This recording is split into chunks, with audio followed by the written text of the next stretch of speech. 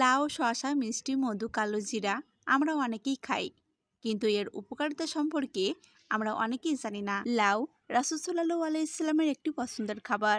লাউ খেতে নবীজি অনেক পছন্দ করতেন। আনাস রাদিয়াল্লাহু তাআলা আনহু হতে বর্ণিত, তিনি বললেন, আমি রাসূল সাল্লাল্লাহু আলাইহি ওয়াসাল্লামের সঙ্গে একটি ভোজে গিয়েছিলাম এবং বাড়ির মালিক জবের রুটি, লাউ গোস্তের তরকারি পরিবেশন করেন।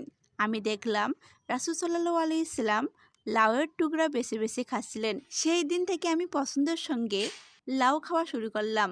এবার জানা যাক লাউয়ে কোন কোন ভিটামিন আছে। প্রচুর মাত্রায় ভিটামিন সি, বি ও ডি।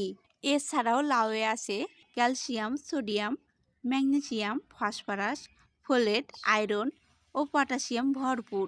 লাউ খেলে শরীরে হাইড্রেট থাকে। এতে উঁচু মাত্রায় আঁশ মেলে, কোষ্ঠকাঠিন্য, অশ্ব, পেট ফাঁপা প্রতিরোধ সাহায্য করে, হজমের সমস্যা দূর করে, রক্তচাপ নিয়ন্ত্রণ রাখার পাশাপাশি হৃদরোগের ঝুঁকি কমাতে সাহায্য করে।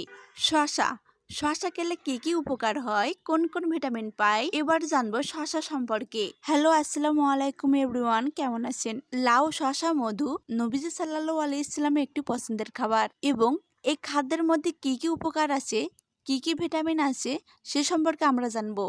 আব্দুল ইবনে জাফর রাদিয়াল্লাহু তাআলা আনহু বললেন, আমি রাসূল সাল্লাল্লাহু আলাইহি ওয়াসাল্লামকে শসার সাথে খেজুর মিশিয়ে খেতে দেখছি। শসার পুষ্টিক গুণে ভরপুর একটি সবজি। শসার মধ্যে আছে vitamin K, vitamin B, copper, potassium, vitamin C ও ম্যাঙ্গানিজ।